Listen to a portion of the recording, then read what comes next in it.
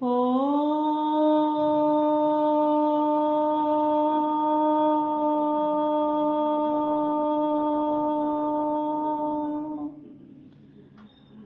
शन्नो मित्रः शं वरुणः शन्नो भवत्वर्यमा शन्न इन्द्रो बृहस्पतिः शन्नो विष्णुरुक्रम ओ नमो ब्रह्मणे नमस्ते वायो त्वमेव प्रत्यक्षं ब्रह्मासि त्वामेव प्रत्यक्षं ब्रह्म वदिष्यामि ऋतं वदिष्यामि सत्यं वदिष्यामि तन्मावतु तदवक्तारमवतु अवतु माम् अवतु वक्तारम् अवतु माम् अवतु वक्तारम् ॐ नमस्ते अस्तु आयते नमो अस्तु परायते नमस्ते प्राणतिष्ठत आसीनायोतते नमः आसीनायोत ते नमः। ओम शांति शांति शांति।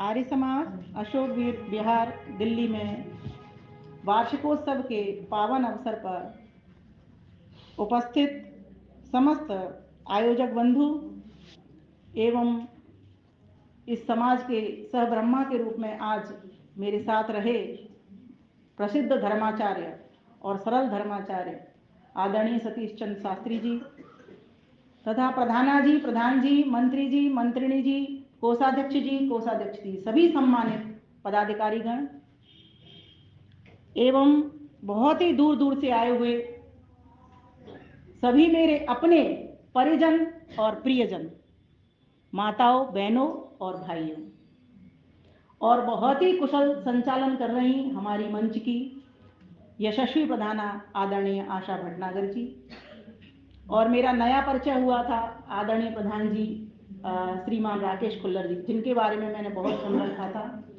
आदरणीय प्रेम सचदेवा जी तो साक्षात सचदेवा जी थे और वो अभी भी देख रेख कर रहे हैं पूरी की पूरी, ऐसा नहीं है।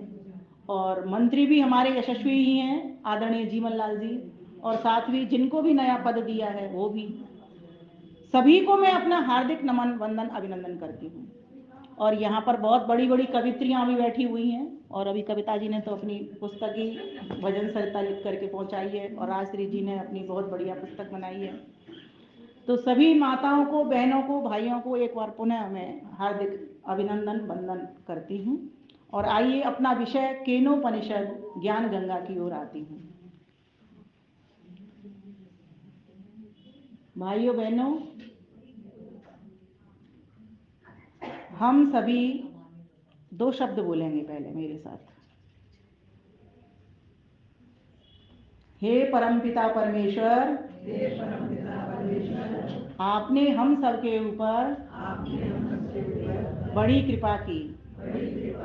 यह कार्य और इसका कार्यफल आपको समर्पित करते हैं और अपनी वाणी को आपसे जोड़ते हैं, अपने कानों को आपसे जोड़ते हैं।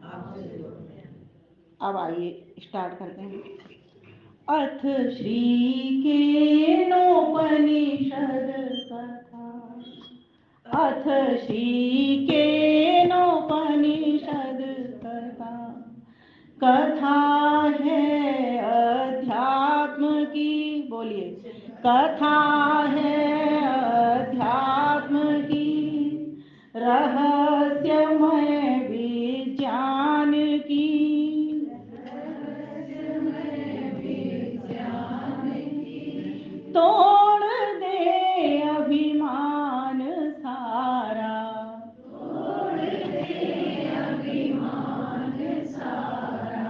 सर्वशक्तिमान की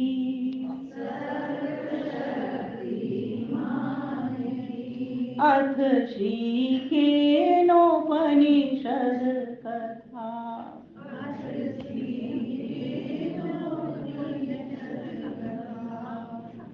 थोड़ा सा परिचय लेते हैं पहले, क्योंकि भूमिका बिना आपको बात समझ नहीं आएगी। तो ये जो केनोपनिषद है, इसके नाम में ही सब अर्थ समाहित है। केन जमा उप जमा निषद। केन का अर्थ होता है, ये तृतीय विभक्ति है, कह के जब रूप चलेंगे बालक की तरह ही चलते हैं, जैसे बालक बालको बालका, है ना, उसी प्रकार से यहाँ पर भी रूप चलेंगे कह के। तो केन मतलब तृतीय विभक्ति, केन का अर्थ होता है किसके द्वारा। तो किसके द्वारा के लिए इसका मतलब स्पष्ट हो रहा है हमको कि ये जो बात कही जा रही है कि किसके द्वारा ये सब जो दिखाई दे रहा है, किसके द्वारा ये सुंदर सुंदर तरह के फूल फल पत्ती वृक्ष वनस्पति औषधियां बना दी गई, किसके द्वारा ये अविरल बहती गंगा नदी जैसी नदियां बना दी गई, किसके द्वारा ये सागर पर्वत पहाड़ बना दिए गए, किसके द्वारा ये सुंदर सुंदर रचनाएं मानव की बना दी गई, पशु पक्षियों की बना दी गई। आखिर वो कौन है? ये केनोपनिषद का परिचय अपने आप में ही कह रहा है, इशारा कर रहा है कि ये गूढ़ ब्रह्म की बात की जा रही है यहाँ पर, कि वह कौन है। तो कहा कि ये वो ब्रह्म है, उसी के द्वारा ये सृष्टि रचाई गई है। दूसरा शब्द है उप। उप का अर्थ होता है समीप, पार्श्व, अर्थात पास होना। तो किसके पास होना? जिसके द्वारा ये सृष्टि रचाई जा रही है उसी के पास होना। और किस तरह पास होना? तो कहा निषद, निरंतर बैठ करके पास होना। तो क्या निकल करके आया? किसके द्वारा ये सृष्टि रची, उस ब्रह्म के द्वारा ये सृष्टि रची। किस तरह से उसको प्राप्त करें? तो पास बैठ करके प्राप्त करें। किस तरह उसकी हमको अनुभूति होगी? तो कहा निरंतर उसके पास बैठेंगे तब उसकी प्राप्ति होगी। महर्षि पतंजलि क्या कहते हैं? निरंतर एकाग्र चित्त अवस्था करके, मन की एकदम एकाग्र अवस्था करके उस परमेश्वर के जब हम समीप बैठेंगे तभी उस परम ब्रह्म की प्राप्ति हमको होगी। और इसी विषय को ये केनोपनिषद पूरे के खोलने का प्रयास कर रहा है। तो किसके द्वारा? तो कहा परम ब्रह्म परमेश्वर के द्वारा। तो ये आपके लिए केनोपनिषद का एक छोटा सा अर्थ बताया।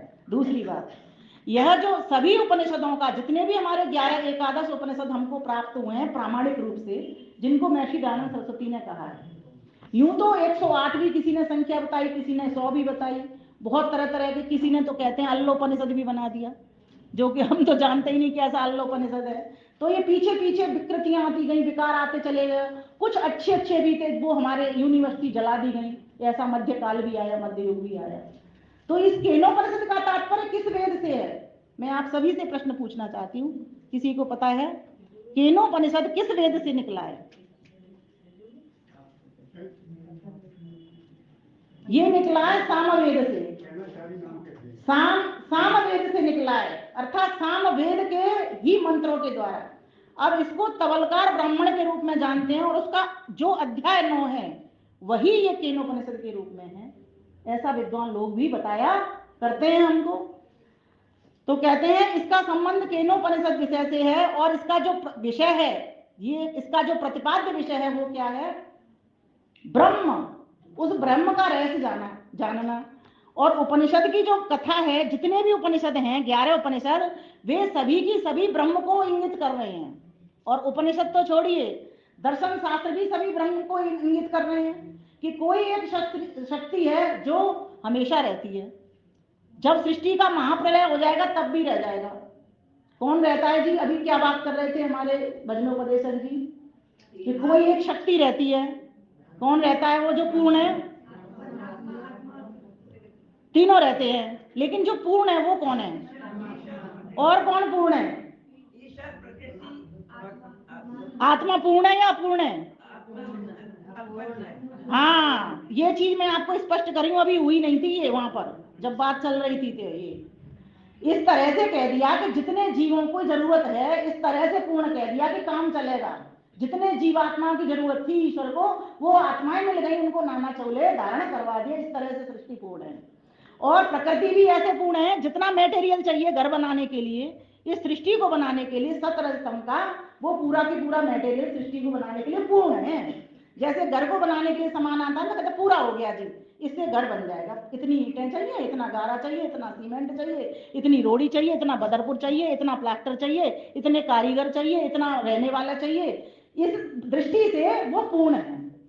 प्रकृति पूर्ण हो गई, ईश्वर पूर्ण हो गया, और जीवात्मा इस दृष्टि से तो पूर्ण है, लेकिन अपने आप का अगर आकलन करते हैं तो हम अपूर्ण हैं।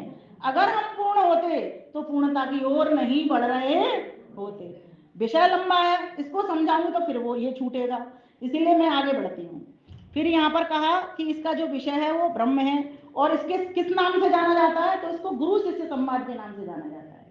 शिष्य ने 5 प्रश्न रख दिए, शिष्य ने 5 प्रश्न रख दिए। अब वो 5 प्रश्न कौन से हैं, वहां से प्रारंभ करते हैं इसका। तो कितना बड़ा श्रम किया है डॉक्टर सत्यव्रत सामवेदी ने हमारे लिए, सिद्धांत अलंकार जी ने, कि कितनी अच्छी सी हिंदी हमारे समक्ष प्रस्तुत कर दी है। लेकिन कुछ कुछ कठिन ऐसे शब्द होते हैं, वो भी हमें पकड़ में नहीं आते। तो आज मेरा प्रयास रहेगा कि किसी भी तरीके से आपको ये केनोपनिषद ज्ञान गंगा पूरी की पूरी इतनी समझा दूं कि आप स्वयं टीचर बनकर किसी और को समझा सकें। मेरी ये इच्छा होती है हमेशा। तो कहा, किसकी प्रेरणा से मन मानो विषयों पर है टूट पड़े, और किसके द्वारा नियुक्त किया प्राण जन्म से पहले गति करे। कौन है वो, ये प्रश्न कर दिया शिष्य ने कि किसकी प्रेरणा से ये मन विषयों की ओर दौड़ रहा है, रूप में, रस में, गंध में, स्पर्श में, क्योंकि मन तो जड़ है, मन तो जड़ है, और आत्मा भी अल्पज्य है, अपूर्ण है। तो किसकी प्रेरणा मिल रही है इसको, किसकी शक्ति मिल रही है, ये प्रश्न कर दिया। तो 5 प्रश्न किए। पहला किया, किसकी प्रेरणा से ये मन विषयों में लगता है। दूसरा प्रश्न किया, किसके द्वारा ये प्राण गति करता है। तीसरा प्रश्न किया, किसके द्वारा ये वाणी बोलती है, किसके द्वारा, मैंने अपनी बेटी से कहा किसके द्वारा वाणी बोलती है, उसका नाम वाणी है। तो कहती है कि वाणी आत्मा के द्वारा बोलती है। मैंने कहा आत्मा में शक्ति है इतनी बोलने की, अगर आवाज खींच लेता है भगवान, फिर आत्मा ला करके दिखा दे इस आवाज को। तो कह रहे हाँ ये बात तो सही है। तो मैंने किसके द्वारा वाणी बोलती है, बोलो ईश्वर के द्वारा वाणी बोलती है। फिर कहा, चक्षु और स्रोत कौन देव हैं, अपने अपने विषयों में नियुक्त होते हैं। अच्छा, चक्षु कहते हैं आंख को, नेत्र को, है ना, और चक्षु स्रोत कहते हैं कान को। ये किसकी प्रेरणा से सुनते हैं, ये आंखें किसकी प्रेरणा से देखती हैं। अब हम सभी कह रहे हैं, लेकिन जब हमसे कोई पूछता है तो कहते हैं मैंने देखा, यही तो बोलते हैं, मैंने सुना। ठीक बात है, ये सही कहते हैं, मैंने देखा, मैंने सुना, सुन तो मैं ही रहा हूं ना आत्मा, लेकिन शक्ति किसकी काम कर रही है, ईश्वर की ही, क्योंकि उसी ने ही हमको ये गोलक दिए, उसी ने ही इंद्रियों की शक्तियां दी, और वही हम सबसे ये काम करवाने वाला भी है। और मन में भी संकल्प विकल्प करने की शक्ति उसी परमेश्वर ने दी। तो फिर कहा, एक प्रश्न फिर उठा दिया, तो कि किस प्रकार से ये 5 इंद्रियां, ज्ञान की इंद्रियां कर्म करती हैं, और कर्म की इंद्रियां भी कर्म में उद्यत होती हैं। तो गुरुजी बोले, अब गुरुजी कहते हैं, हे जिज्ञासु, जिज्ञासा भाव अगर कोई करता है तो गुरुजी क्या कहेंगे उसको, हे जिज्ञासु। और इसी तरीके से कठोपनिषद में भी नचिकेता यम संवाद आता है, उसमें नचिकेता को जिज्ञासु कहा है, क्योंकि नाचिकेत का अर्थ ही क्या होता है, जिज्ञासु। तो गुरु अपने शिष्यों से कह रहा है, हे जिज्ञासु सुनो। अब सुनने की बात है ये। श्रोत्र का वही श्रोत्र है, मन का वही मन है, वाणी की वही वाणी है, प्राण का वही प्राण है, चक्षु का वही चक्षु है। यह जानकर धीर लोग इंद्रियों के विषय का संग छोड़ देते हैं, और मृत्यु के बाद इस लोक से अमृत हो जाते हैं। ये उत्तर दिया। किसको समझ में आया श्रोत्र का श्रोत्र वो है, इसका मतलब क्या है, कोई बताइए जना मुझे। श्रोत्र का श्रोत्र वही है, इसका मतलब क्या है, ईश्वर तो है, श्रोत्र का श्रोत्र कैसे, वो कहना क्या चाह रहा है ऋषि अपने शिष्य को, कानों का आधार वही है, श्रोत्र का श्रोत्र, जिसके कारण श्रोत्र हैं। कहा, आंख का आंख वही है, चक्षु की चक्षु वही है, जिसके कारण आंख है। वो होता नहीं तो ये आंख भी नहीं होती, वो था इसलिए उसने आंख बना दिया, कुम्हार था इसलिए उसने घड़ा बना दिया, घड़ा अपने आप नहीं बनता। ठीक इसी तरह कहा, प्राण का भी वही प्राण है, वो है, देखो उसकी सत्ता को सिद्ध किया जा रहा है, वो है, तो उसने ये प्राण भी हमको दे दिए। व्यक्ति क्या करता है, भूला भूला हुआ रहता है, कोई भी काम करता है, ये समझाने का प्रयास किया जा रहा है। यही तो गुण रहस्य है जिसको उपनिषद का ऋषि खोल रहा है। हम भूल जाते हैं प्रत्येक कार्य में, हम कहते हैं जी हम कर रहे हैं, हमने किया, हम ही करते हैं। एक रूप से, शाब्दिक रूप से ठीक हो, लेकिन जब कहीं अहंकार आपके ऊपर चोट करने लगे तब आप उस ईश्वर को देख लेना कि आप हो या आप में शक्ति किसने भरी है। तो कहा प्राण का भी वही प्राण है, ये श्वास 1 मिनट में निकाल लेगा, फिर आप लाके दिखा देना। अगर आप कहते हो आपकी द्वारा चल रहा है तो आपके द्वारा ये नहीं चल रहा। फिर कहा ये जानकर धीर लोग इंद्रियों के विषयों का संग छोड़ देते हैं और मृत्यु के बाद इस लोक से अमृत हो जाते हैं, क्योंकि इन विषयों में ही रमे रहने के लिए शरीर हमको नहीं मिला। ये किस लिए मिला? ये उपनिषद का ऋषि बताना चाह रहा है कि जो इसका निर्माता है, जो इसमें शक्ति दाता है, शक्ति गति दाता है, उसको पाने के लिए ये मनुष्य का जन्म हमको मिला हुआ है। देखो कितना सुंदर उत्तर दे दिया। फिर अब तीसरा उत्तर देते हैं, वो कहते हैं आप और कैसे समझ सकते हो? तो शिष्य को गुरु वही गुरु होता है जो शिष्य की भावनाओं को समझ करके और उसकी गहराई तक पहुंचा दे। तो वो गहराई तक पहुंचाना चाह रहे हैं। वो कहते हैं वहां आंख नहीं पहुंचती। बड़ी मजेदार बात है, इन आंखों से दिखाई देता है? नहीं देता। कहते हैं वहां आंख नहीं पहुंचती, न वहां मन पहुंचता। मजे की बात है, जबकि हम कहते हैं मन तो पहुंचता है, मन के द्वारा ईश्वर मिलते हैं, लेकिन यहाँ उपनिषद का ऋषि कहता है वहां मन नहीं पहुंचता। और वो कहते हैं कि उसका शिष्यों के प्रति उपदेश कैसे किया जाए ये भी हम नहीं जानते, क्योंकि वाणी भी उसका बखान नहीं कर सकती, वाणी भी उसको बोल नहीं सकती। किसी से पूछो ईश्वर कैसा है, जिसने जान लिया है वो क्या कहेगा? किसी से पूछो, तुमने ईश्वर देख लिया किसी ज्ञानी व्यक्ति से, महात्मा व्यक्ति से जिसने समाधि लगा ली हो। स्वामी सत्यपति जी अभी है नहीं, जब उनसे पूछा करते थे तो वो क्या उत्तर देते थे? वो कहते थे जैसे गूंगे का गुड़ होता है ना, उसको अंदर अंदर अनुभूति होती है पर वो वाणी से बखान नहीं कह सकता कर सकता। तो बोले ईश्वर तो वो है। अब शिष्य देखो समझते भी जा रहे हैं, लेकिन फिर प्रश्न उठते जा रहे हैं उनके अंदर ही अंदर। फिर कहा कि यह हम नहीं जानते, नहीं जानते, 2 बार कह दिया नहीं जानते, नहीं जानते, उस ईश्वर को नहीं जानते। क्यों नहीं जानते? प्रश्न उठा। तो कहा विदित वह है जिसे हम जानते हैं, उसे हम नहीं जानते, इसलिए वह विदित से अन्य है। अविदित वह है हम नहीं जानते, हम उसे बिल्कुल नहीं जानते, ऐसा भी नहीं है। अब इसको समझ लो, नोन और अननोन, परिचित और अपरिचित। परमेश्वर परिचित से भी अपरिचित है और अपरिचित से भी परिचित है।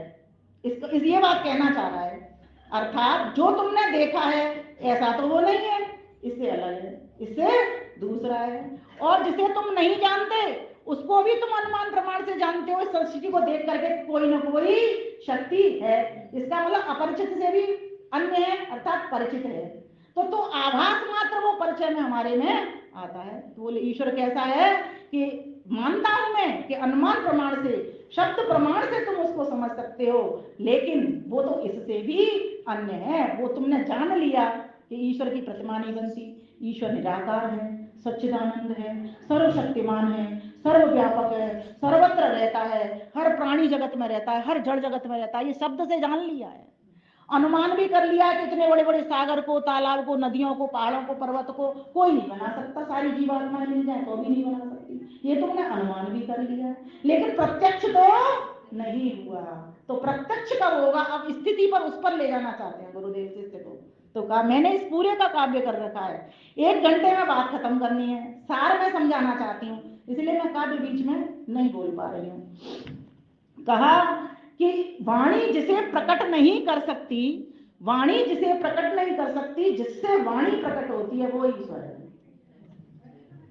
वाणी जिसे प्रकट नहीं कर सकती लेकिन वाणी जिसके द्वारा बोलती है वो ईश्वर है। इसका मतलब ये वाणी नहीं, ईश्वर तो है नहीं है, लेकिन लोग किसकी उपासना करते हैं? कहा उसी को तू ब्रह्म जान, जिसकी लोग उपासना करते हैं वो नहीं, जिसकी लोग उपासना करते हैं वो ब्रह्म नहीं है। लोग तो जड़ जगत की उपासना करने में लगे हुए हैं, कोई सूर्य उपासना करता है, कोई चंद्र उपासना करता है, कोई और भी प्रतिमाओं के द्वारा उपासना करता है, कोई किसी भी माध्यम से, कोई फूल उपासना कर लेता है, कोई और तरीके से उपासना कर सकता है, लेकिन वो ब्रह्म नहीं है। जिसके द्वारा फूल बने, जिसके द्वारा वाणी बनी, जिसके द्वारा पिंड बना, जिसके द्वारा ब्रह्मांड बना, और भी सरल शब्दों में उसको तू ब्रह्म जान। वाणी जिसे कह नहीं सकती, मन जिसके लिए संकल्प भी नहीं कर सकता, आंख जिसको देख नहीं सकती, लेकिन जिसके द्वारा आंख देखती, जिसके द्वारा वाणी बोलती, जिसके द्वारा कान सुनते, वो ब्रह्म जान तू। अब देखिए कितनी अच्छी मजेदार बात बताई गई है। जो मन से मनन नहीं करता पर जिसके द्वारा मन मनन करता है उसी को तू ब्रह्म जान। अब इतने सुंदर सुंदर श्लोक हैं, इनको अगर हम पढ़ेंगे कितना वही बात कह रही ना, 3 दिन की कथा चाहिए और इच्छा कर रही है यद मनसान मनुते ये नार्भुतानो मतम तदेव ब्रह्म तम विद्धि नेदम यदम उपासते।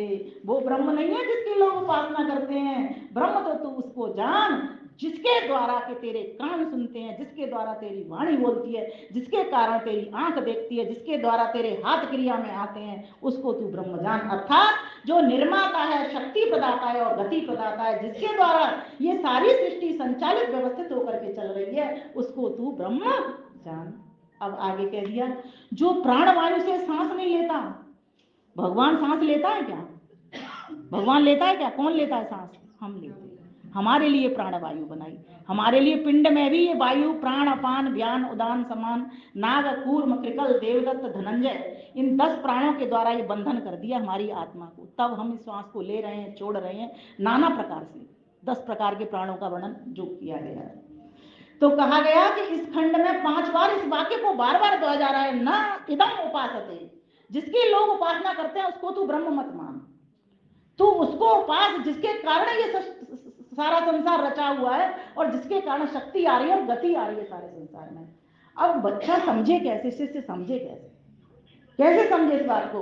इस खंड में 5 बार इस वाक्य को दोहराया गया है कि जिसकी लोग उपासना कर रहे हैं वो ब्रह्म नहीं है, वास्तविक ब्रह्म और ही है। हम इस संसार से परे कुछ न देखकर उसी को सब कुछ समझ बैठे हैं, उसी में रमे हुए हैं, उसी की उपासना करते हैं। ऋषि बार बार दोहराते हैं इस संसार की ही पूजा ना करते रहो, इस पिंड की ही पूजा ना करते रहो, इसको निलाओ धुलाओ, ये साधन है, इसमें तुम बैठे हुए हो, लेकिन सारे दिन इसी के कर्तव्य कर्मों को मत करते रहो। तुम्हारी सुंदरता तो भीतर से प्रकट होगी। जो व्यक्ति बाहर से कैसा भी काला कुमला हो, अगर भीतर से वो सुंदर है तो बाहर उसकी आभा आई जाती है। तो ऋषि समझाना चाहते हैं हमको कि जो लोग उस ब्रह्म के स्वरूप को यदि तू जानता है, या देवताओं अर्थात विद्वानों में उसका जो स्वरूप प्रकट होता है वह तो मीमांस ही है, अर्थात अनिर्णित है, अर्थात वो जाना ही नहीं है, समझा ही नहीं है।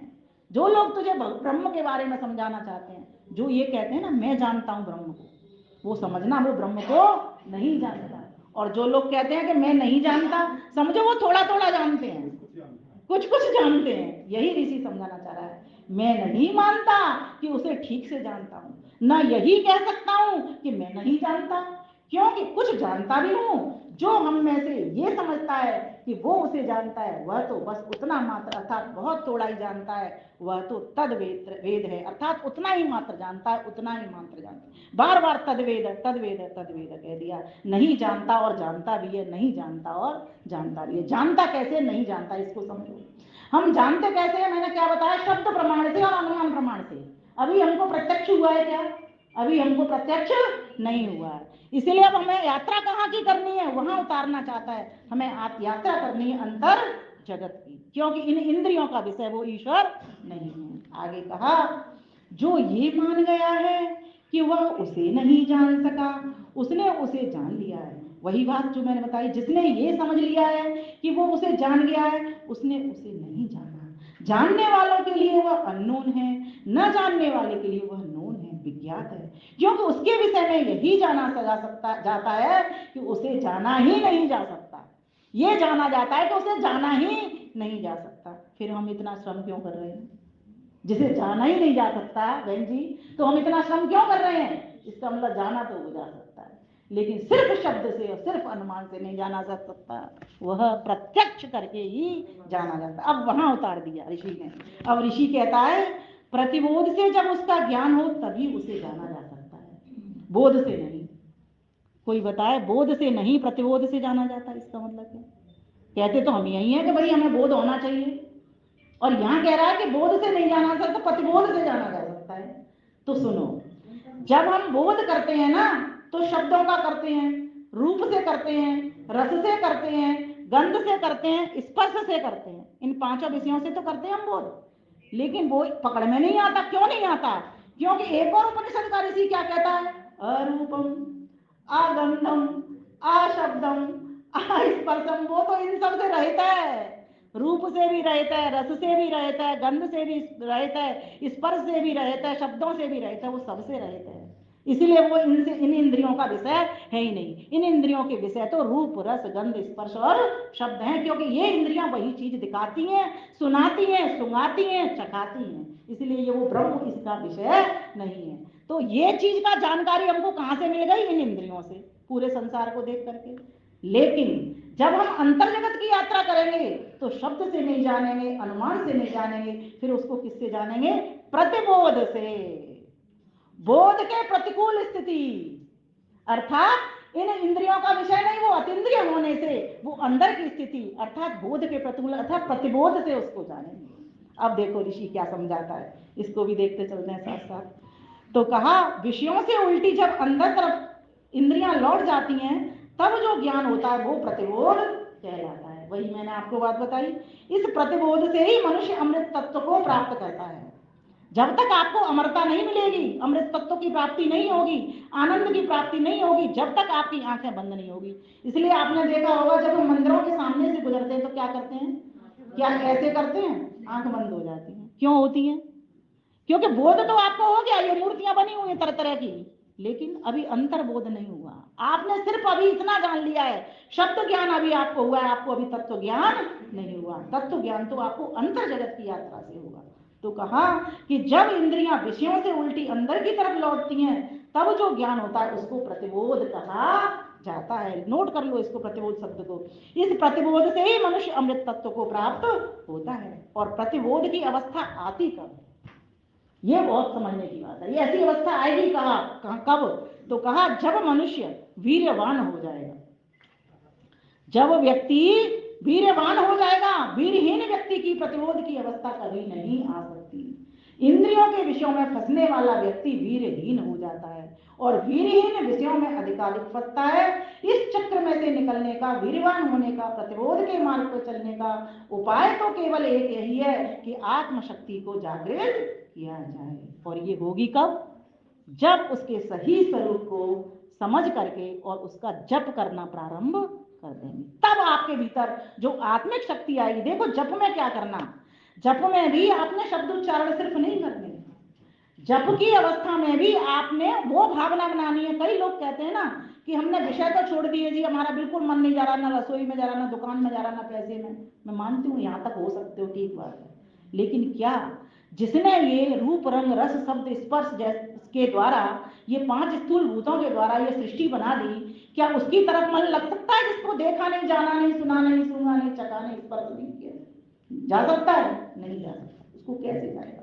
तो यही ऋषि बताना चाह रहा है, उसके गुणों के ऊपर बार बार चिंतन करना आपने, निरंतर दीर्घ काल अभ्यास, निरंतरता बनाए रखनी और दीर्घ काल तक, लंबे काल तक अभ्यास करना। ये महर्षि पतंजलि ने योग दर्शन में हमको समझा दिया।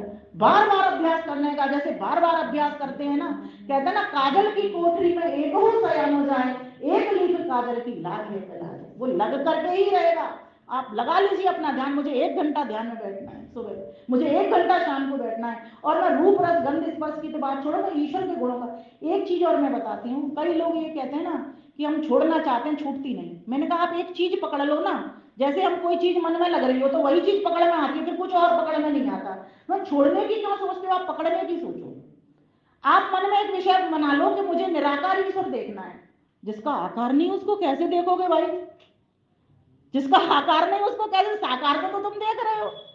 मैंने इसीलिए कहा ऋषि यही बताना चाह रहा है कि इंद्रियों का विषय नहीं है, वो अतीन्द्रिय होने से आप उसके आकार को सर्वव्यापक रूप में देखोगे। वो उसकी सत्ता है, थी और आगे भी उसकी सत्ता रहने वाली है। क्यों क्यों रहने वाली है? क्योंकि वो कभी मरता नहीं, कभी वो जन्म में नहीं आता, उसका संयोग वियोग इन सृष्टि के पदार्थों से उसका होता नहीं। ये सृष्टि के पदार्थों का संयोग वियोग करने वाले का काम, जीवात्माओं को चोले उड़ाने का काम तो सिर्फ हम जीवों के लिए ही है। आगे कहा जो ये मान गया, नहीं हाँ यहाँ तक हो गया। हाँ आगे कहा कि अगर तूने ये उसे यहाँ इस जन्म में जान लिया तब तो ठीक है। यह चेत अवेदित सत्यम अस्ति, यह चेत न अवेदित महति विनष्टि, भूतेश भूतेश विचिंत धीरा, अस्मात् प्रेत्या अस्मात् लोकात् अमृता भवन्ति। कहा गया अगर तूने इसे यहाँ इस जन्म में जान लिया तब तो ठीक है, अगर यहाँ नहीं जाना तो तेरा महाविनाश ही पक्का है। धीर लोग संसार के एक एक भूत, एक एक पदार्थ, जड़ चेतन पर चिंतन करके इसी परिणाम पर पहुंचे हैं कि मूल तत्व तो वही है। ऐसे धीर लोग मृत्यु के बाद फिर इस लोक से अमृत हो जाते हैं। अभी भी रहस्य नहीं खुला है, अभी भी रहस्य नहीं खुला है, अभी भी पकड़ में नहीं आया है। ऋषि क्या समझा, देखो अब पकड़ में आएगा।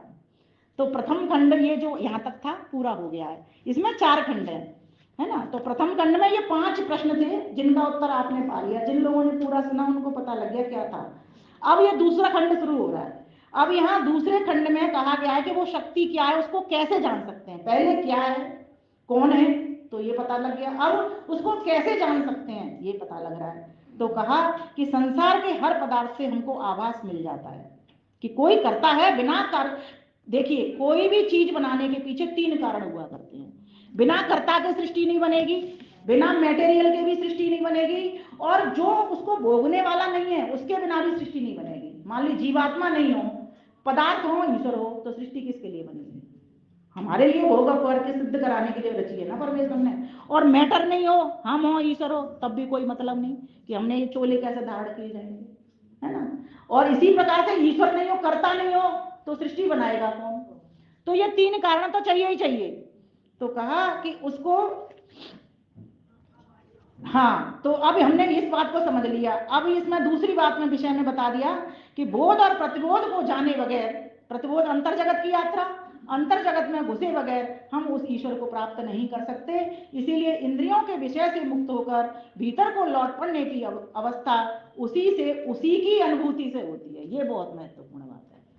इसीलिए लोग कहा करते हैं कि भाई अभी हमारे ऊपर उसकी कृपा नहीं है। कृपा अभी भी अर्थ बता के गए थे आचार्य जी, क्या करने के बाद पाना। इसका मतलब कहीं ना कहीं हमारे पुरुषार्थ में कमी है, कहीं ना कहीं हमारी पात्रता में कमी है। सोच के देखो, क्या हमारी अविद्या हम मिटाने के लिए तत्पर हैं, पुरुषार्थ कर रहे हैं? तो कहा नहीं। अब इस छोटे से दूसरे खंड में बहुत कम वो है, इसलिए मैं इसको यहीं समेट रही हूँ। तीसरा खंड कथा से शुरू कर रही हूँ, घड़ी सामने है मेरे। तीसरे खंड की कथा बहुत मस्त है, इसका भी मैंने काव्य भी और पूरा भजन भी बना रखा है, पर अभी थोड़ा सा समझाने का प्रयास करती हूँ। एक बार की बात है, देवों में और असुरों में झगड़ा हो गया। और एक बार की बात क्या, ये तो हर काल में झगड़ा होता है। आज भी आतंकवादी, अलगाववादी, उग्रवादी कम है क्या? और देवता लोग झगड़ ही रहे हैं। हमारा राजा झगड़ ही रहा है उनसे, झगड़ रहे हैं कि नहीं झगड़ रहे हैं? तो फिर ये तो हमेशा हर काल की बात है। तो ये हमारी घटना समझा रही है, ईश्वर का बोध करा रही है। उस ईश्वर को हम कैसे जान सकते हैं? ऐसे जान सकते हैं। कहा कि जब झगड़ा हो गया तो देवताओं की विजय हो गई। देवताओं की विजय क्यों हुई? क्योंकि वह सत्य के धारक थे, सत्य को समझना चाहते थे, सत्य का व्यवहार करते थे, इसलिए देवताओं की विजय हो गई। अब राक्षस तो चाहते हैं ना झगड़ा करना, देवता तो नहीं चाहते झगड़ा। देवताओं की भावना क्या होती है? सर्वे भवन्तु सुखिनः सर्वे सन्तु निरामया। ले, और देवों की भावना क्या होती है? सिर्फ हम ही बोलो, शब्द बोलो, फल फूल जाए। स्वार्थु होते हैं वो, पेटू होते हैं वो, स्वार्थ में लिप्त रहना चाहते हैं, वो परमार्थ का काम नहीं करते। देवता तो कहलाते ही परमार्थ और परोपकार के कामों से हैं। तो क्या हुआ, जब झगड़ा हो गया, देवताओं की चारों ओर विजय हो गई, डंका बज गया, पूरे यश ही यश फैल गया, तो देवताओं को अभिमान आ गया, अहंकार से फूले नहीं समाये वो। अरे वाह वाह वाह, हम बड़े, हम बड़े, हम जीत गए, हम जीत गए। और ऐसा हम देख भी रहे हैं संसार में, किसी का बहुत यश फैल जाए तो अहंकार पहले उसके भीतर आ जाता है। कबीरदास जी क्या कहते हैं इसी बात को, जब मैं था, ध्यान से समझना, जब मैं था तब हर नहीं, और अब हर है मैं नाय, और सब अंधियारा मिट गया जब दीपक देखा मैं। जब मैं था तब हर नहीं, मेरे भीतर मैं था अर्थात अहंकार था, तब तो मुझे हरि की प्राप्ति नहीं हुई। भगवान की प्राप्ति करने वाले साधक को सबसे पहले अहंकार को ही जमीन में गाड़ना है।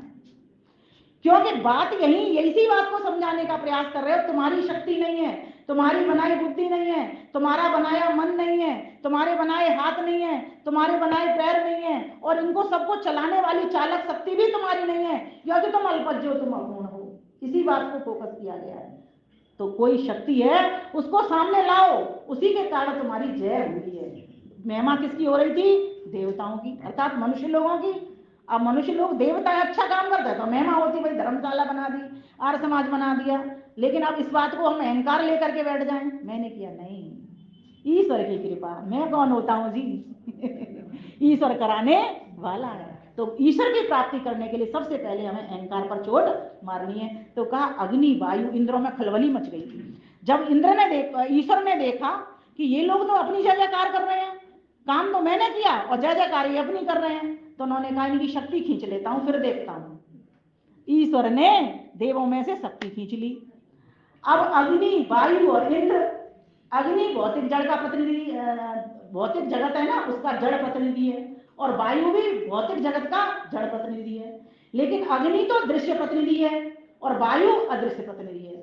मतलब अग्नि तो दिखाई देता है लेकिन वायु दिखाई नहीं देती, लेकिन है दोनों जड़ जगत के प्रतिनिधि।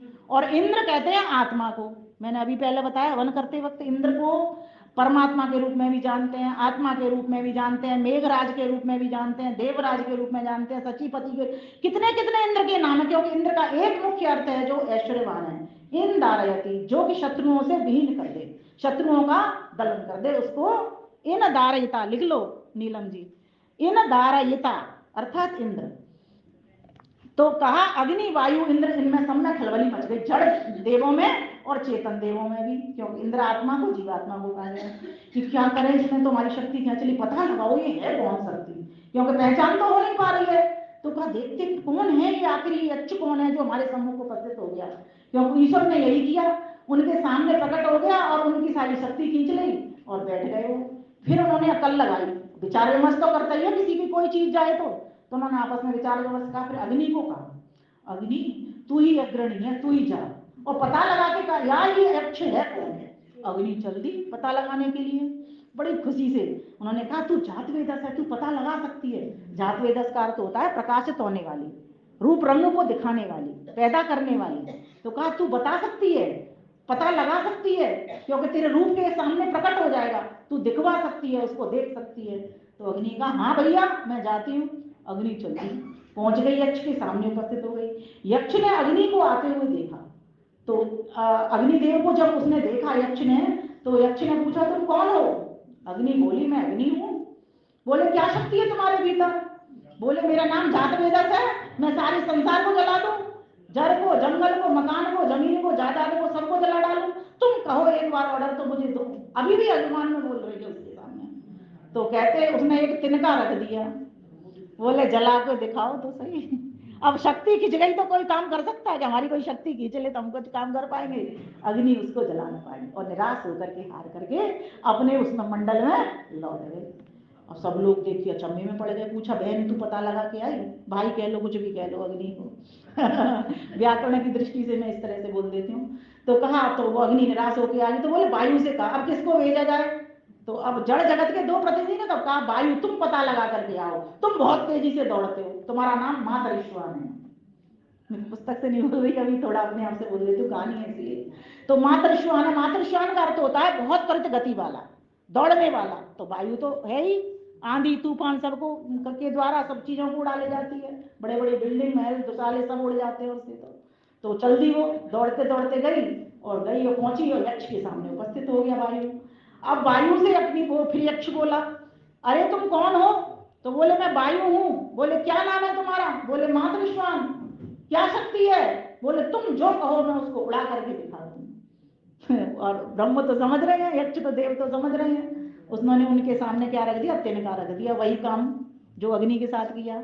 और वायु देव बहुत तेजी के साथ लपके, अरे मेरे बाएं हाथ का खेल है, यही तो कहते हैं हम। समझने की बात है, ये अहंकार पर चोट मारते जाओ, यही कहते हैं तो मेरे बाएं हाथ का खेल है, करता है जो उसको पता चलती है।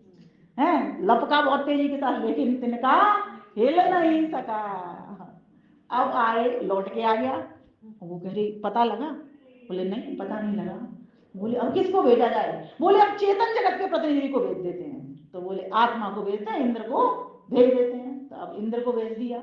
अब इंद्र चला दौड़ते दौड़ते, मैं तो पता लगा लूंगा ये तो जड़ थे, जैसे हम भी कहते थे ना कोई सामान्य सा व्यक्ति था, ये तो जड़ है, ये क्या पता लगा, बुद्धि है ही नहीं, मैं बुद्धिमान हूं, मैं पता लगाऊंगा। अहंकार देखिए कितना कितना बढ़ रहा है। अब जितनी जितनी हमारी चेतना अधिक है और हम बड़े हैं उस हिसाब से हमारा और बढ़ जाता है। कह रहे मैं हाल पता लगा दूंगा इसका। तो वो चल दिया दौड़ते दौड़ते और गया, और फिर प्रकट हो गया, यक्ष के सामने उपस्थित हो गया। यक्ष ने उससे कहा तुम कौन हो? बोले मैं इंद्र हूं। बोले क्या शक्ति है तुम्हारे भीतर? बोले मेरे भीतर इतनी बड़ी शक्ति है कि तुम जो कहो मैं वो काम कर दूं। वो यक्ष बड़ा चालाक था, वो उसके सामने से छुप गया। जब जीवात्मा किसी चीज का पता करता है तो खोजता है, तो सामने उसे कुछ नजर नहीं आता, वो उस चीज को देखना चाहता है जिसको पाना चाहता है। तो यक्ष पहले ही तो वो समझदार था कि चेतन आत्मा ने क्या करना है, खोजेगा मुझे, तो वो वहां से हट गया। जड़ प्रकृति के सामने से नहीं हटा, चेतन आत्मा के सामने से वो यक्ष हट गया। अब वो खोज रहा है, चिंतन चल रहा है, आंखें बंद है, आखिर वो कौन शक्ति थी, कहां गई? तो कहते हैं एक स्वर्ण आभूषण पहने एक स्त्री प्रकट हो गई। अब उसका नाम था उमा। वो प्रकट होती, उमा कहते हैं बुद्धि को, तर्कना शक्ति को। और उमा का अगर अर्थ जानेंगे हम, ओ जमा मान। ओ माने क्या है, मां माने मत, अर्थात नहीं, क्या नहीं है। हम यही तो विचार करते हैं, क्या ये माइक है, क्या ये काले रंग का है, क्या ये सफेद रंग का है, ईश्वर निराकार है, साकार है, आत्मा कैसा है, ये वस्तु कैसी है, ये कैसा है। हम दुविधा में बने रहते हैं जब तक उसका हल नहीं निकाल लें। लेकिन इसमें सहायता किसकी मिलती है? बुद्धि की। बिना बुद्धि के पहचान देगा किसी को, तो ईश्वर को पहचानने के लिए क्या चाहिए जी हमको? बुद्धि। तो जो स्वर्ण आभूषण पहने हुए उसको कहा गया, अलंकारिक शैली में कहा गया है, वो उमा है। अब वो उमा बुद्धि से उसे पता लगने लगा, तो वो यक्ष भी अर्थात ब्रह्म के जो रूप था वो स्वरूप भी प्रकट हो गया। तो चेतन आत्मा को बताने वाला कौन है जी? बुद्धि। तो कभी कभी बुद्धि संगत भी काम कर लिया करो। जब तक व्यक्ति के पास बुद्धि, सभी के पास है, लेकिन सद्बुद्धि की याचना गायत्री मंत्र में धियो यो न प्रचोदयात् क्यों कहते हैं? क्योंकि हमारा मनुष्य का जीवन किस लिए मिला हमको? उस ईश्वर के आनंद को, ईश्वर के परमानंद को, और स्वयं ईश्वर को, जिसके पास वो आनंद है, उस मालिक को मिलने के लिए मिला हुआ है। तो फिर किस बात का अभिमान, किस बात का अभिमान करता है? तेरी औकात क्या, तेरी विसात क्या? कितने दिन का तू यहाँ मेहमान है? राजे महाराजे कोई नहीं बचे, सिकंदर भी दोनों हाथ खोल करके चल पड़ा इस संसार से। भगवान कृष्ण का भी शरीर गया, भगवान राम का भी शरीर गया, तेरा भी ये शरीर जाना है, तेरा भी वियोग होना है। ये संयोग वियोग इस सृष्टि का क्रम है, लेकिन वो परमेश्वर इसका करता है। संयोग वियोग करने वाला वही है, सामान देने वाला वही है। इसलिए 5 शब्द मेरे साथ बोलो, तब आगे बढ़ोगी। हम भगवान के हैं, भगवान हमारे हैं। हम जो भी काम करते हैं भगवान की दी हुई शक्ति से, भगवान की दी हुई बुद्धि से, भगवान की दी हुई विद्या से, भगवान की दी हुई वस्तु से, भगवान के दिए हुए संबंधों से, भगवान की दी हुई जमीन से, भगवान के दिए हुए आसमान से, भगवान के बताए हुए सूरज चांद से, इत्यादि चीजों से कर सकते हैं। फिर हम कहाँ हैं बताइए, हम कहाँ टिकते हैं? संध्या मंत्र आप जब पढ़ते हो, मंत्र कौन सा बोलते हो? ऋतम च सत्यम चा। ये मंत्र बोलते के साथ विनम्रता के भाव प्रारंभ हो जाते हैं। इतने बड़े बड़े सागर, इतने बड़े बड़े सूरज, इतना बड़ा ब्रह्मांड, हमारी कहाँ विसात जो उसके एक पाद के भीतर स्थित है। इतना बड़ा ब्रह्मांड, सिर्फ उसके अगर 4 हिस्से कर दिए जाए ना, ऐसे इस तरह, तो सिर्फ एक में हिस्से में बना हुआ है, 3 भाग तो उसके अमृतानंद से और भरे हुए हैं। इतना बड़ा कोई ईश्वर। यस्य भूमि प्रमांतरिक्षो मतोदरम, बड़ी व्याख्या जाती है यजुर्वेद का 40वां 31वां 36वां, ये 3 अध्याय याद करके रखिए अगर आप सिद्धांत को समझना चाहते हैं। बार 1 घंटा तो मुझे लग रहा होता चला। चलिए, अब ये तीसरा खंड हमारा यहाँ खत्म हो जाता है। अब आप चौथे खंड पा जाते हैं। 4 खंड में मैं अपनी बात को पूरी कर दूंगी, है ना, कर देती हूँ पूरा, फिर 1 बजे भी मुझे बोलना होता है। तो अब ये सब हमारा यहाँ तक मैंने कथा कह दी आपको पूरी। यक्ष को भी ढूंढ लिया उसने।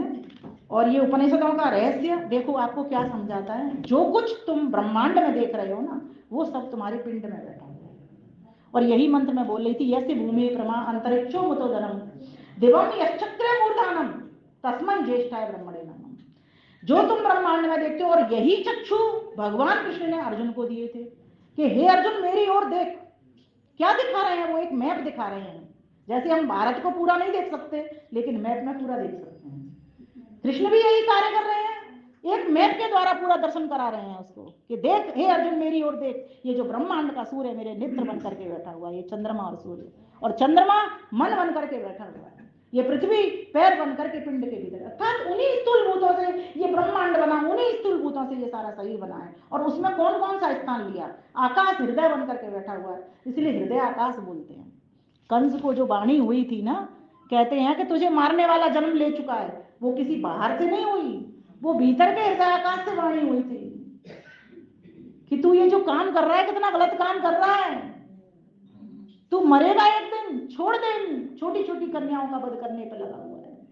लेकिन वो नहीं माना। क्यों? क्योंकि वो इंद्रियों का दास था, वो स्वयं अपने आप को नहीं पहचान सका।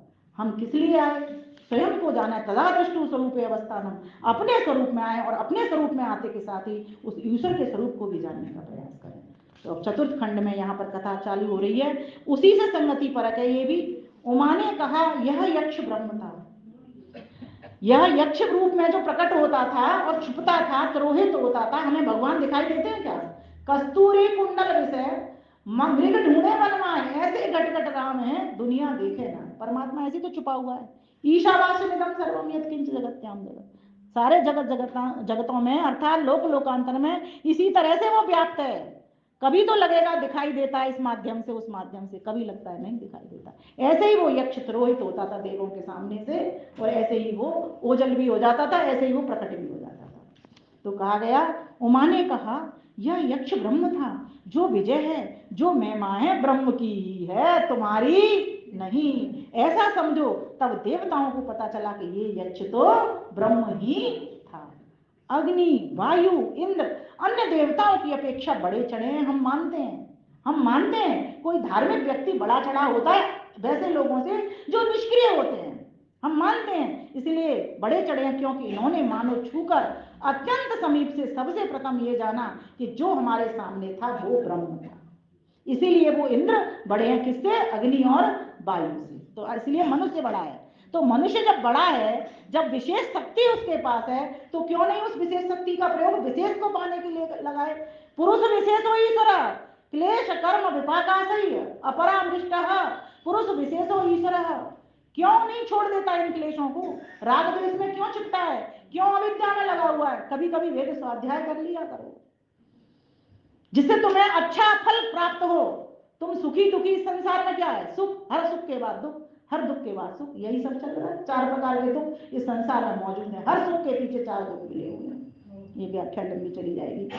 तो आगे कहा, अग्नि तो इंद्र तथा वायु की अपेक्षा बड़ा चढ़ा है, क्योंकि उसने ब्रह्म को मानो छूकर निकट से जान लिया पहले कि चेतन जगत भी ब्रह्म के कारण ही महिमाशाली है। जड़ जगत में भी वो है और चेतन जगत में भी वो है, उसी के कारण ये हमारी महिमा होती है या यश फैलता है। अब मैंने ये आपको पूरा समझा दिया, इसमें समझाया भी गया है कि अग्नि और वायु क्या क्या है, मैंने पहले ही आपको क्लियर कर दिया। अब देखिए, अब इन्होंने ये आदिदैविक आपको उपाख्यान था, क्या था? क्योंकि यहाँ देवों के बारे में बात बताई। अब यहाँ पर बताया जा रहा है अध्यात्म उपाख्यान, चौथे खंड में ये बात है। अग्नि वायु आदि भौतिक जगत के संबंध में नहीं, परंतु अध्यात्म जगत के संबंध में, अर्थात इस मनुष्य शरीर के संबंध में उपाख्यान बतलाया जाता है। अर्थात ऐसा जो प्रतीत होता है कि मन जाता है, दूर दूर तक जाता है। अब मन के बारे में बताया जा रहा है, हर क्षण या तो बीते हुए का स्मरण करता है या आगे के लिए नवीन संकल्प करता है। इसका कारण भी ब्रह्म ही है। ये मन में चाबी किसने भरी है? अमेरिका पहुंच गया बैठा बैठा, बोलो। अगर आपका ब्रेन डेड हो जाए, आपके लिए नहीं कह रही, एक उदाहरण दे रही हूँ, ब्रेन डेड हो जाए, डर गए सारे की सारे, मुझे लगा। डरो मत, हमारा तो होगा नहीं। क्यों? एक तो हमें आर्य समाज की वाटिका मिली, दूसरे हमें महर्षि देवदयानंद मिले, तीसरे वेद का स्वाध्याय करने का अवसर मिल गया, इसलिए हमारा ब्रेन डेड नहीं होगा। ब्रेन डेड किनका है? और जिनका नहीं होता उनका भी पढ़ाई हुआ है, मृत प्राय पड़ा हुआ है। आपका जीवित है आर्य समाज के कारण, आपका जीवित है महर्षि दयानंद सरस्वती के कारण जीवित है, आपका जीवित है ईश्वर की ब्रह्मवाणी आपके पास तक पहुंची हुई, इसलिए आप जीवित हो और जीवित ही बने रहें, ऐसी मैं शुभकामनाएं करती हूँ। तो कहा गया कि ऐसा जो ब्रह्म है, उसका मकान तो ऐसे ही है जैसे विद्युत चमकती है और छिप जाती है, जैसे आंख झपकी मारती है और बीच में कुछ देख जाती है, वह दिखता ऐसे है जैसे विद्युत की चमक आई और ओझल हो गई। हम देखते ऐसे हैं जैसे आंख की झपक खुली और बंद हो गई। यक्ष भी तो ऐसे ही दिखा, सामने आया, तिरोहित हो गया। इंद्र ने देखा, फिर ढूंढने लगा। इस प्रकार से आदिदैविक व्याख्यान भी आप समझ चुके हैं। अब चौथे खंड में कहा है कि उसको जाना कैसे जाए, कहां पर मिलेगा वो। माना कि सब जगह रहता है, लेकिन मिलेगा कब? तो कहा एकांत में। मैं अपने मौखिक ही बता देती हूँ, एकांत में मिलेगा, क्योंकि वेद ने भी इसकी पुष्टि की है इसी बात की। और वेद की बात की बल्कि उपनिषद ने पुष्टि की है, क्योंकि वेद तो ईश्वर की वाणी, उपनिषद ऋषियों की, गुरुओं की वाणी, ठीक। तो उसकी पुष्टि इसी में की गई है। तो कहा गया कि वो तब मिलेगा उपहरे गिरीनाम संगमे च नदीनाम धिया विप्रो अजायत, जब तुम एकांत में जाकर के सरोवर के तट पर या कहीं जंगल में जाकर के वानप्रस्थ आश्रम में पहुंच करके या संन्यास आश्रम में पहुंच करके अपने चित्त की वृत्तियों को रोक करके और एक चित्त की वृत्ति को, एक द्वार को ईश्वर से जोड़ करके जब उसके ध्यान में मग्न हो जाओगे, तब जाकर के तुमको ईश्वर की प्रतीति होगी, अन्यथा तो नहीं। तो कहा गया उस ऐसे ईश्वर का नाम क्या है? तो यहाँ पर उपनिषद का ऋषि उस ईश्वर के नाम को वन कह रहा है। क्या कह रहा है? क्या खो गया आपका? थोड़ा सा भगवान को खोज लेते हैं, अभी वस्तु को छोड़ देते हैं। बैठो बैठो, अभी मिल जाएगा। तो ईश्वर, यहाँ ईश्वर की खोज की बात चल रही है, अभी खोजते हैं, कोई दिक्कत नहीं है। तो क्या जो वन है ना, ईश्वर का नाम एक वन बताया गया है। वन क्यों बताया गया है? वन का अर्थ होता है भक्ति के योग्य। ईश्वर वन है, ईश्वर स्वयं एकांत में, स्वयं अकेला है। तो क्या हम उससे अकेले होकर के मिलेंगे या दुकेले होकर के मिलेंगे? अकेले होकर के। ना कोई पत्नी मिलाएगी, ना कोई पति मिलाएगा, ना बच्चे मिलाएंगे, ना संसार के रिश्ते नाते मिलाएंगे, ना कोई तुमको वस्तु मिलाएगी, क्योंकि वो तो रस रूप गंध स्पर्श शब्द सबसे अलग है। तो कौन मिलाएगा? एकांत मिलाएगा, जिसको यहाँ वन का हुआ प्रभु ही तुमको मिला देगा। ध्रुव प्रहलाद कहाँ गए थे जी तपस्या करने? एकांत स्थान। वन का मतलब ये नहीं कहीं जंगल में जाके बैठ जाओ। एकांत स्थान अगर आपको घर में मिलता है, घर में भी अगर एक कमरे में कोई आपको डिस्टर्ब नहीं करता और आप एकांत होकर के अपनी वृत्तियों को जो बाहर की ओर जा रही हैं उनको रोक करके आंतरिक वृत्ति ईश्वर से जोड़ने का प्रयास करोगे, 1 घंटा सुबह, 1 घंटा में श्री आनंद लिखते हैं। अधिकती तो हम गृहस्थी लोग, वानप्रस्थी लोग पता नहीं कितने हुए हैं उम्र में, तो वानप्रस्थी सन्यासी वाले जैसे ही सब दिख रहे हैं मुझको, है ना। अब होना होना होना वो अलग बात है, हाँ। पर आप फिर भी उनसे अच्छे हो जिन्होंने चाहे चोले धारण कर लिए, भले ही वो संन्यास भी ले लिया, कुछ ले लिया, अगर वो नहीं कर पा रहे हैं तो उनसे आप लाख गुने अच्छे हो। आप घर के भीतर रह रहे हो, अपनी अपनी पत्नियों के संग रह रहे हो, पतियों के संग रह रहे हो, बच्चों के संग रह रहे हो, कम से कम गलत काम तो आप नहीं कर रहे। हाँ, पर जो अच्छा काम करना चाहिए उस अच्छे काम की ओर भी तो हमको बढ़ना चाहिए। घर में भी अगर आपको वानप्रस्थ जैसा जीवन वन मिल रहा है तो आप तो धन्य धन्य हो जाओगे। तो बैठ करके, और माताओं बहनों के लिए मैं एक ही बात कहा करती हूँ, प्रभु शरण आश्रित महाराज जी, प्रभु आश्रित महाराज भी यही कहते थे, जो भी काम करो, जैसे अभी ये उपनिषद का ऋषि कह रहे हैं ना, उस भगवान को सम्मुख लिया। जैसे हमने यज्ञ किया, सबसे पहली स्तुति क्यों कहते हैं? गणेश की करो। गणेश यज्ञ का ही नाम है। इसीलिए जब यज्ञ करो, या जो भी यज्ञ ही सबसे प्रथम कार्य होता है घर में, कुछ भी काम करने से पहले स्नान ध्यान करके क्या करते हैं? यज्ञ करते हैं। तो सबसे पहले उस ईश्वर को ले जाओ, अमूर्त की मूर्ति ले आओ। अमूर्त की मूर्ति क्या है? ऋषि दयानंद ने कितना सरल कर दिया, ईश्वर सच्चिदानंद स्वरूप। ये उस अमूर्त की मूर्ति है। क्या है ये? अमूर्त की मूर्ति, अमूर्त का स्वरूप, जिसकी मूर्ति बन नहीं सकती उसका स्वरूप है।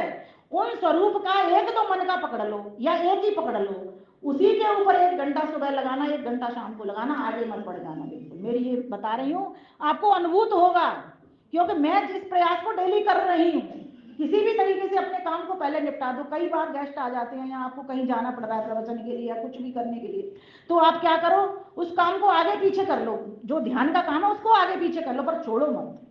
एक नियम मान लो, मुझे छोड़ना नहीं। अगर 1 घंटा मेरा सुबह नहीं हुआ तो मैं शाम को दूंगी, दोपहर में दूंगी, जब भी मुझे समय मिलेगा मैं 1 घंटा चिंतन के लिए दूंगी। मैं अभी भजन की बात नहीं कर रही, चिंतन के लिए दूंगी, इसका चिंतन करूंगी ईश्वर निराकार कैसे है, बस इसी बात को समझना है। न्याय दर्शन ने तो पंचावयव से सिद्धि कर दी, निराकार कैसे है ईश्वर, ईश्वर साकार नहीं है। तो हम इतना ऊंची की लेवल पर नहीं पहुंच रहे, तो छोटे से लेवल से अपने स्तर से प्रारंभ कर दें। तो ईश्वर को हम ब्रह्म रूप में, वन रूप में समझने का प्रयास करेंगे। बस मैं अंतिम बार जा रही हूँ, लेकिन वो वन में भी कब होगा, जब हमारा 3 बात है, कहीं ये 3 की प्रतिष्ठा से होगा। तप, बोलिए तप, दम और कर्म।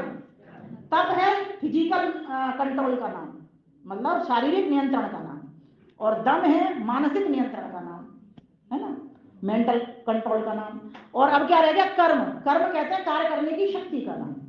ये 3 ही प्रतिष्ठाएं ईश्वर को पाने की। जब व्यक्ति अपना शारीरिक नियंत्रण कर लेगा, अपनी इंद्रियों पर नियंत्रण पा लेगा, अपनी मानसिक इंद्रियों पर, मन बुद्धि पर नियंत्रण पा लेगा, है ना, तब जाकर के, और जो शक्ति तुझे प्रभु ने दी उस शक्ति को सार्थक करने के कामों में लगा लेगा, तब जाकर के तू उस प्रभु की ओर बढ़ सकता है। तब जाकर ये 3 ही प्रतिष्ठा यहाँ पर नींव के रूप में कही है।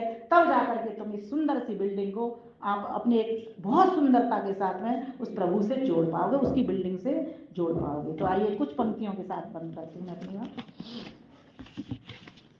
ये रात्रि को लिखा है, समय नहीं कमी रह जाती है, कहीं नहीं जाना पड़ता है। तो देवों को अभिमान हो गया, इसमें मैंने वो कथा ली है, देवों को अभिमान हो गया। नहीं, अभी जो दूसरा गीत आ गया लगता है, एक सेकंड निकालती हूँ। नहीं वो नहीं, वो उसकी वो नहीं नहीं नहीं, नहीं।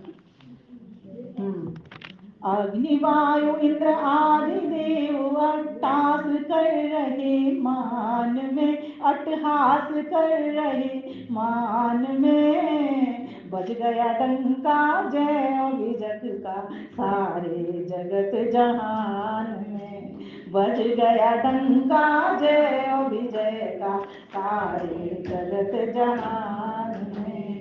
देवों ने जय खुद की समझी, कारण ब्रह्म को भूल गए, कारण ब्रह्म को भूल गए, महिमा केवल ब्रह्म की थी, मद में आकर फूल गए, महिमा केवल ब्रह्म की, मद में आकर फूल गए।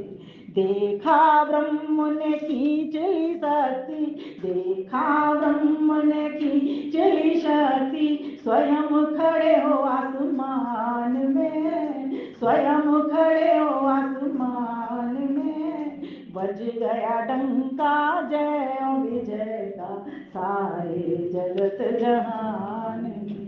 देवों ने जब देखा यक्ष को, समझ न कुछ भी आन पड़ा, समझ न कुछ भी आन पड़ा, करने लगे विचार विमर्श वे, कौन यक्ष तन तान खड़ा, कौन यक्ष तन तान खड़ा।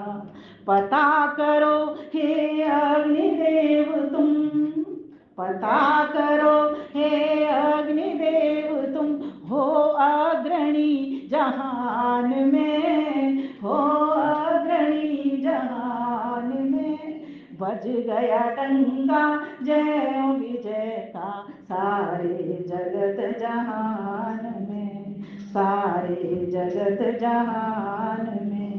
अग्नि बोली जाती हूँ मैं, पता लगा कर आती हूँ, जात वेदस कहलाती हूँ, और सारा रहस्य बताती हूँ।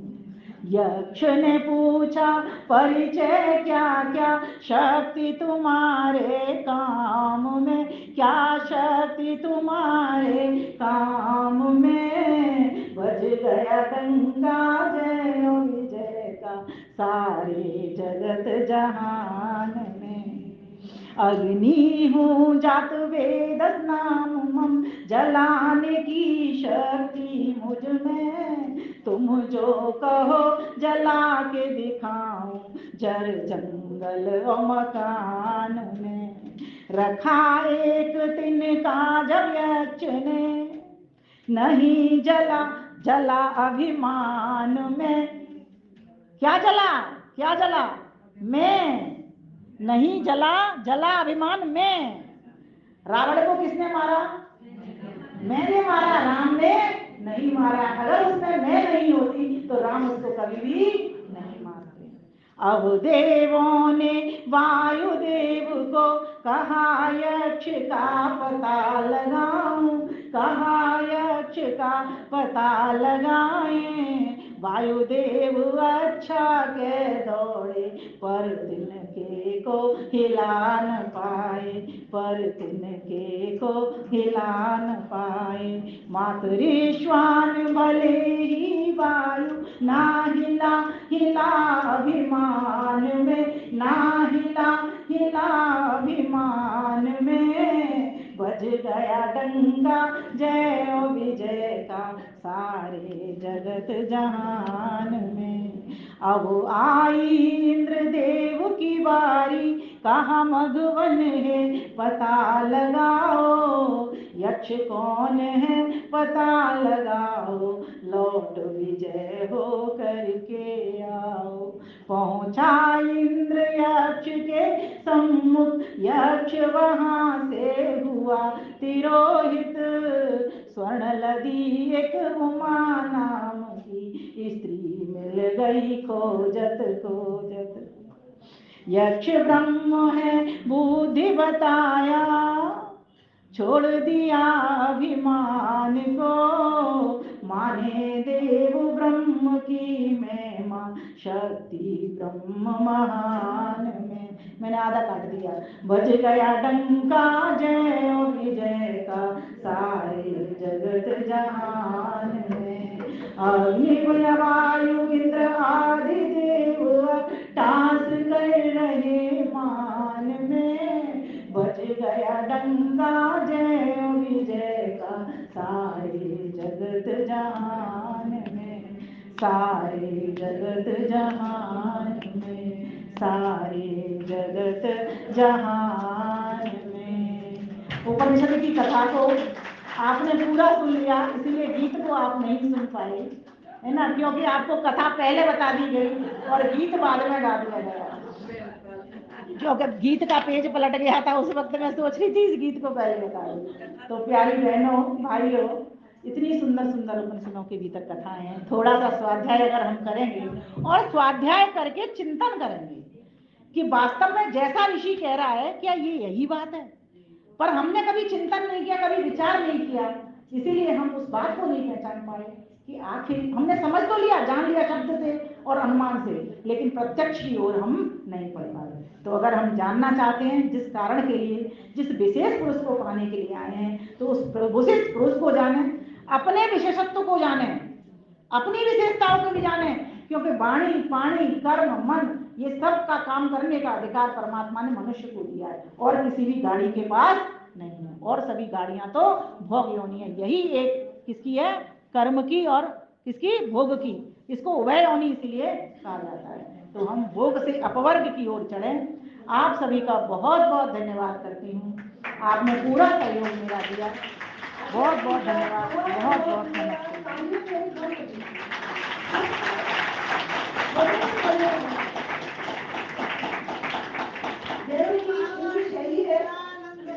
जय शांति माता जी। नहीं, शांति माता जी बोल रही, मैं श्री दयानंद जी। बहुत बहुत बहुत धन्यवाद। जैसे कि इनकी शैली है,